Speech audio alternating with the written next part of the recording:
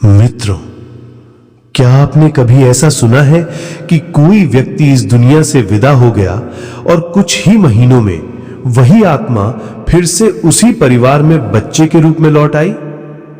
क्या आपने किसी बच्चे को बोलते बोलते अपने पिछले जन्म के घर, माता पिता और रिश्तों का जिक्र करते सुना है, और वो भी इतनी सटीकता से कि हर कोई दंग रह जाए?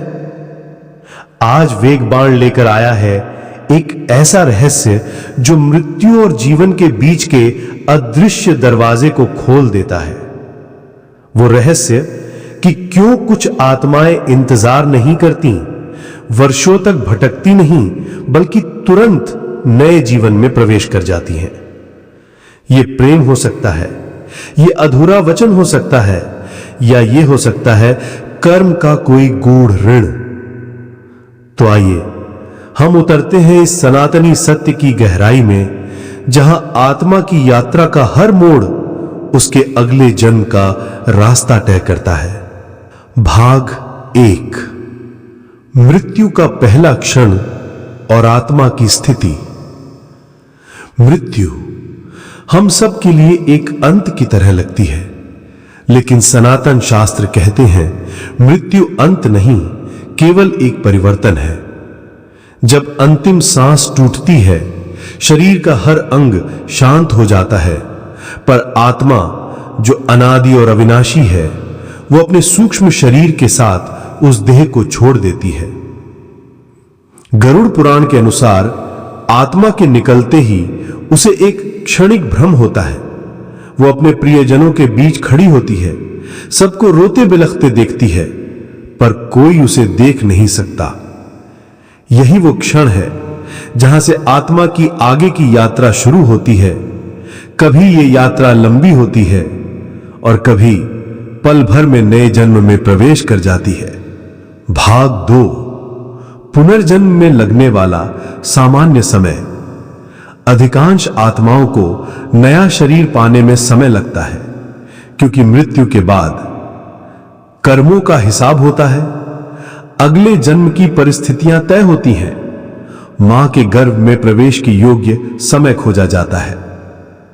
पुराण कहते हैं कि साधारण जीव को 13 दिन से लेकर कई वर्षों तक इंतजार करना पड़ सकता है, परंतु कुछ आत्माएं इस नियम के अपवाद हैं। ये आत्माएं इंतजार नहीं करती, बल्कि तुरंत जन्म लेती हैं। भाग 3, क्यों कुछ आत्माएं तुरंत लौट आती हैं? अधूरा कर्म।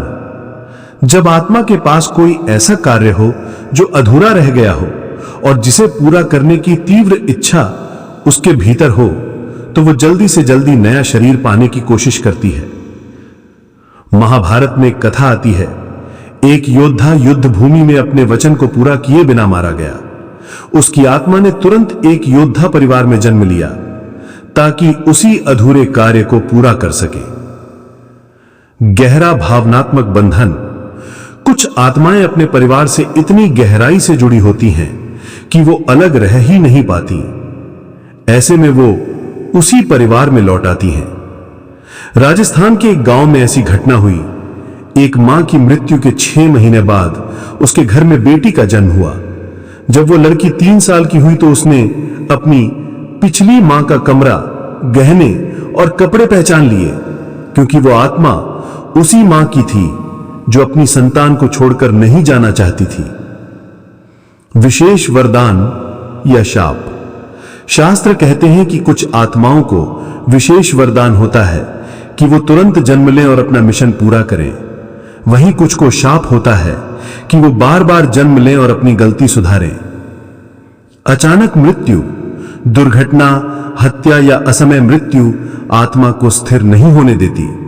ऐसी आत्माएं अक्सर जल्दी नया शरीर पाती हैं, ताकि वो अपनी अधूरी जीवन यात्रा को पूरा कर सके। कुछ उच्च आत्माएं अपनी इच्छा से जन्म और मृत्यु का समय तय कर सकती हैं। जब लोक कल्याण के लिए जरूरी हो, तो वो बिना देर किए तुरंत नया शरीर धारण कर लेती हैं। बृहदारण्यक उपनिषद। इसमें कहा गया है, आत्मा कर्म के अनुसार गति करती है। जिसका संकल्प दृढ़ हो, उसका मार्ग शीघ्र खुलता है। गरुड़ पुराण। यहां उल्लेख है कि पुण्यात्मा जो अधूरे वचन के साथ जाता है वो शीघ्र पुनर्जन्म प्राप्त करता है। उत्तर प्रदेश के एक गांव में एक 4 साल के बच्चे ने अपने पिछले जन्म का नाम, गांव और यहां तक कि अपनी मौत का कारण बता दिया।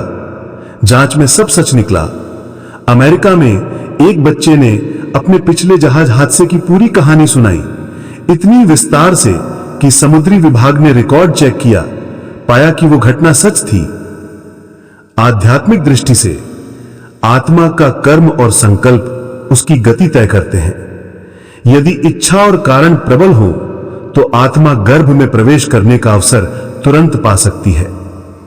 वैज्ञानिक दृष्टि से कुछ शोध बताते हैं कि ऊर्जा पैटर्न और चेतना का ट्रांसफर परिवार के भीतर ही जल्दी संभव हो जाता है।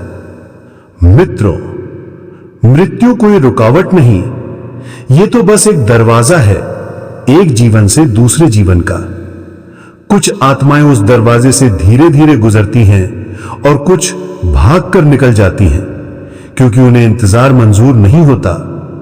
कभी ये प्रेम होता है, कभी अधूरा वचन और कभी कर्म का ऋण जो आत्मा को तुरंत लौट आता है।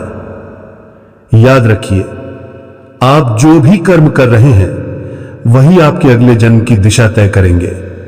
इसलिए कर्म ऐसा कीजिए कि जब लौटें तो गर्व से लौटें। और ऐसे ही गूढ़ रहस्यों की परतें खोलने के लिए जुड़े रहिए आपके अपने वेग बाण के साथ।